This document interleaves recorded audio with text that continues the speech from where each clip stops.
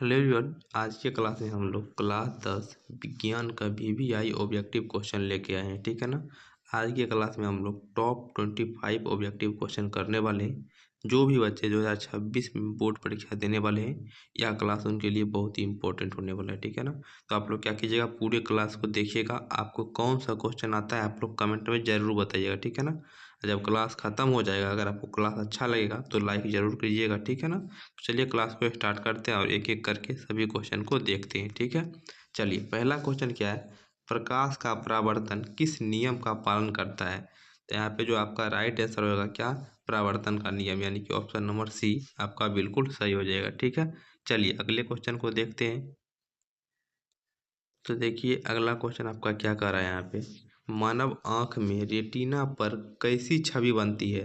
तो मानव की आँख में जो रेटिना होता है वहाँ पे चित्र बनता है। ठीक है, मतलब फिगर बनता है, तभी आप देख पाते हैं। तो कैसा छवि बनता है आपको बताना है। तो यहाँ पे आपका जो राइट आंसर होगा क्या होगा, उल्टा बनता है। तो उल्टा किसमें, सी में। तो ऑप्शन नंबर सी आपका बिल्कुल ही राइट हो जाएगा। ठीक है ना। लास्ट में आप लोग जरूर बताइएगा कि आपका 25 में से कितना स्कोर आया। ठीक है ना। तो आप लोग पूरे क्लास को कीजिए और लास्ट में बताएगा कि कितना आप सही कर पाते हैं। ठीक है। सारे क्वेश्चन मोस्ट वीवीआई है। ठीक है ना, आपके एग्जाम में आने के लिए। ठीक है। चलिए अगले क्वेश्चन को देखते हैं अब। अगला क्वेश्चन है, विद्युत धारा की एसआई इकाई क्या है। तो ये आप लोग जानते हो एम्पियर, किसमें है, ऑप्शन नंबर सी में। तो ऑप्शन नंबर सी आपका राइट हो जाएगा। ठीक है। चलिए अगला क्वेश्चन क्या है, ओम का नियम किससे संबंधित है। तो ओम का नियम किससे संबंधित है, आप लोग जानते होंगे, धारा से, यानी कौन सा, ऑप्शन नंबर बी राइट होगा। ठीक है ना, विद्युत धारा से संबंधित है। चलिए अगला सवाल देखिए क्या कह रहा है, विद्युत शक्ति का सूत्र है। विद्युत शक्ति का सूत्र क्या होता है, आप लोग जल्दी से बताइए। जो भी बच्चे जानते होंगे आप लोग बताइएगा। तो क्या होता है, P बराबर क्या होता है, बी आई होता है। ठीक है। तो ऑप्शन नंबर किसमें, ए में है। तो आप लोग ए मार लीजिएगा। ठीक है, ए आपका राइट हो जाएगा। ठीक है। चलिए, शक्ति मतलब क्या होता है, पावर। विद्युत शक्ति मतलब पावर। तो आप लोग याद रखिएगा। ठीक है। इसको आप लोग बदल भी सकते हैं ऐसे, ये आप लोग याद रखिएगा। ठीक है। चलिए अगले देखते हैं हम लोग।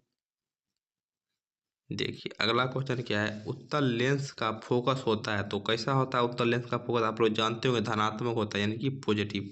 तो ऑप्शन नंबर बी आपका बिल्कुल ही राइट हो जाएगा। ठीक है। चलिए अगला सवाल देखते हैं अब।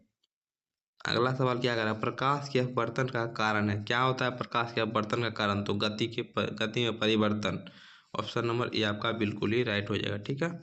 चलिए अगला सवाल देखते हैं क्या कह रहा है, अम्ल का स्वाद कैसा होता है। अम्ल का स्वाद आप लोग जानते हैं, बताया जाता है कि अम्ल कैसा होता है, अम्ल खट्टा होता है। ठीक है ना। तो ऑप्शन नंबर यहाँ पे कौन सा सही हो जाएगा, ऑप्शन नंबर सी आपका बिल्कुल ही सही हो जाएगा। ठीक है। चलिए अगला सवाल क्या है, नींबू में कौन सा अम्ल होता है। आप लोग ये सारे बच्चे जानते हैं कि नींबू में कैसा अम्ल पाया जाता है। आप लोग जानते होंगे साइट्रिक अम्ल, जो कि खट्टा जो भी पदार्थ होगा उसमें कौन सा अम्ल पाया जाता है, साइट्रिक अम्ल पाया जाता है। ठीक है ना। आप लोग याद रखिएगा, सिरका में भी यही पाया जाता है। ठीक है। चलिए अगला सवाल क्या है, 10 नंबर, बेकिंग सोडा का रासायनिक नाम क्या होता है। तो ये बेकिंग सोडा का रासायनिक नाम बहुत ही इंपॉर्टेंट क्वेश्चन है। आप लोग बताइए इसका क्या हो जाएगा। तो ऑप्शन क्या होता है, एन ए एच, ये ए है, NaHCO3 किसी पे देखिए जल्दी से, NaHCO3। ऑप्शन नंबर बी आपका यहाँ पे बिल्कुल ही राइट हो जाएगा। ठीक है ना।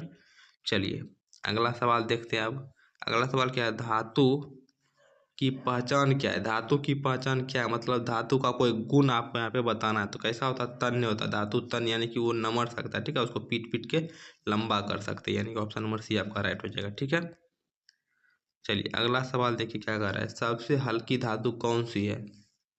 सबसे हल्का धातु जो है वो कौन होता है, तो यहाँ पे lithium, option number B right हो जाएगा इसमें से। ठीक है।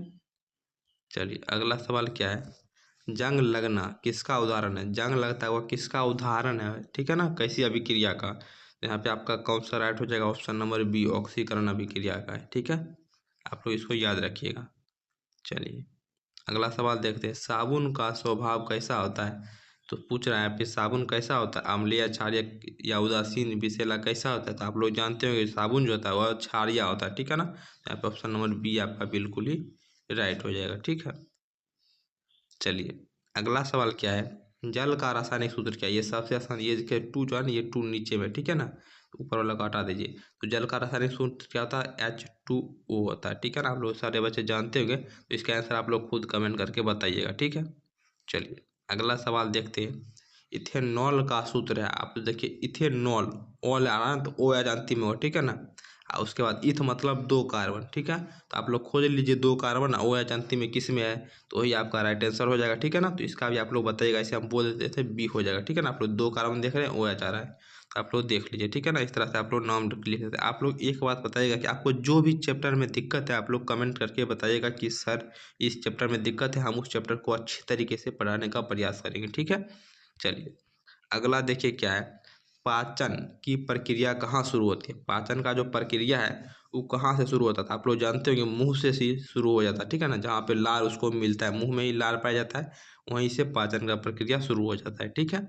चलिए अगला सवाल क्या है, मानव शरीर की सबसे बड़ी ग्रंथि कौन सा है। तो आप लोग जानते हैं मानव शरीर की सबसे बड़ी ग्रंथि लीवर होता है, ठीक है ना। लीवर, जिसको हिंदी में हम लोग क्या कहते हैं, यकृत कहते हैं, यानी कि ऑप्शन नंबर बी आपका बिल्कुल ही राइट हो जाएगा, ठीक है। चलिए अगला सवाल क्या कर रहा है आपका यहाँ पे, रक्त का लाल रंग किसके कारण होता है। रक्त जो लाल होता है किसके कारण, हीमोग्लोबिन के कारण। ऑप्शन नंबर आपका सी राइट हो जाएगा। हीमोग्लोबिन किस में पाया जाता है, तो आरबीसी में पाया जाता है, ठीक है ना।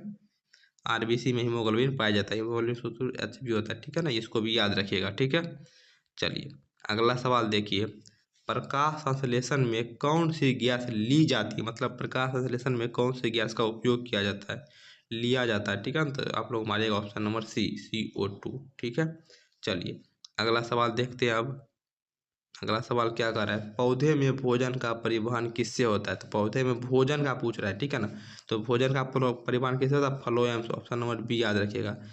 जल का परिवहन होता है जाइलम से, स्थिर के जल, जौ से जल और जौ से जाइलम, इसको याद रखिएगा। भोजन का परिवहन फ्लोएम से, ऑप्शन नंबर बी है इसका सही है, ठीक है। चलिए अगला सवाल क्या है, अनुवांशिक पदार्थ है। यहाँ पे अनुवांशिक पदार्थ कौन सा होता है, आप लोग जानते हैं कि DNA होता है, तो ऑप्शन नंबर सी आपका बिल्कुल ही राइट है, ठीक है। चलिए अब देखिए मानव में गुणसूत्र की संख्या कितनी है। तो मानव में गुणसूत्र की संख्या कितना होता है, आप लोग सारे बच्चे जानते हैं कि बहुत इजी क्वेश्चन है, 46 होता है, ठीक है ना। इसको हम लोग पेयर में देखते हैं, 23 पेयर होता है, ठीक है। तो आपको ऑप्शन नंबर यहाँ पे 6 सही है, सॉरी सी सही है, ठीक है।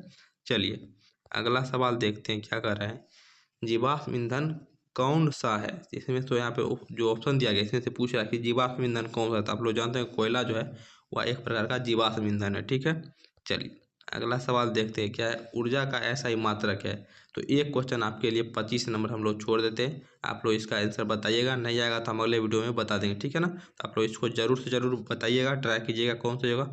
और एक बात आप लोग बताइएगा कि 25 में से आपका कितना सही हुआ, ठीक है, इसको बताना है। और अगर आपको किसी भी चैप्टर में और किसी भी सब्जेक्ट में दिक्कत है, सब्जेक्ट का नाम और चैप्टर का नाम आप लोग लिखिए, हम उस सब्जेक्ट को पढ़ाने का बहुत ही अच्छे तरीके से प्रयास करेंगे, ताकि आप लोग को दिक्कत जो भी है सारा दूर हो जाए, ठीक है। चलिए तो मिलते हैं अगले क्लास में। वीडियो अच्छा लगा हो तो लाइक ज़रूर कीजिएगा, चैनल को सब्सक्राइब भी कर लीजिएगा, ठीक है। धन्यवाद।